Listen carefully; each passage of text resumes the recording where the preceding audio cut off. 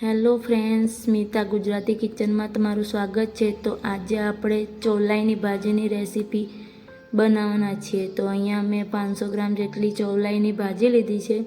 તો આપણે એકદમ નવી તરીકાથી બનાવવાના છીએ લાકડાના ચૂલા ઉપર। તો વિડીયો તમને ગમે તો ચેનલને સબસ્ક્રાઈબ કરી દેજો અને વિડીયોને જરૂર લાઈક કરજો, સબસ્ક્રાઈબ કરવાનું ભૂલતા નહીં। તો અહીંયા મેં 500 ગ્રામ જેટલી ચોલાઈની ભાજી લીધી છે। તો આને આપણે પહેલાં તો એને ધોઈ લેવાની છે।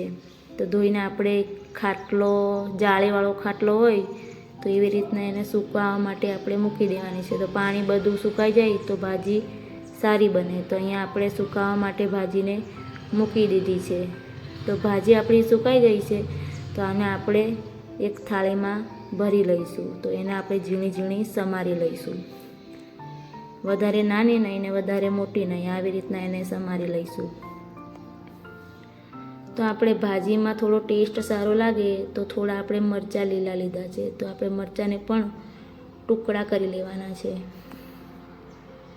તો આપણે ચૂલા પર બનાવવાના છે। તો અહીંયા મેં કઢાઈ ચૂલા પર મૂકી દીધી છે અને 1 વાટકી જેટલું તેલ આપણે અંદર નાખીશું। અને પેલા જે આપણા મરચાં કાપેલા છે એને થોડા ફ્રાય કરી લઈશું।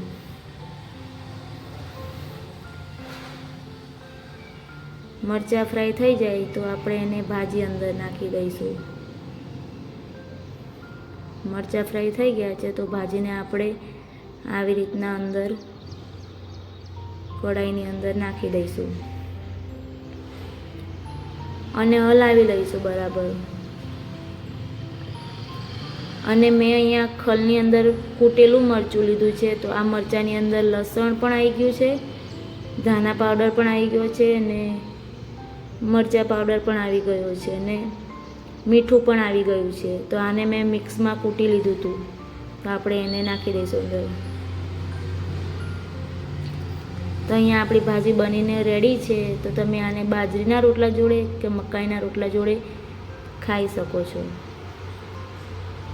તો વિડીયો તમને ગમ્યો હોય તો વિડીયોને એક લાઈક કરી દેજો અને ચેનલને સબસ્ક્રાઈબ જરૂર કરજો।